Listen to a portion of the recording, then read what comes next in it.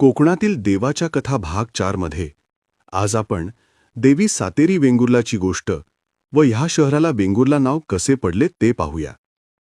वेंगुर्ला शहरात परब नावाचे गृहस्थ राहत होते. अणसूर गावी असलेल्या सातेरी देवीचे ते मोठे भक्त होते. ते दररोज 12 किलोमीटर चालत देवीची पूजा करायला जात असत. नंतर वय वाढल्याने त्यांना एवढा लांब जायला जमत नसे. त्यांना खूप वाईट वाटत होते.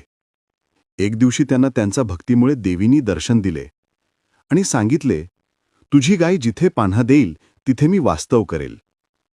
एके दिवशी ते गायींना चरवत असताना एका गायीचा पान्हा एका दगडावर सुटलेला. ते पाहिल्यावर ते आश्चर्यचकित झाले.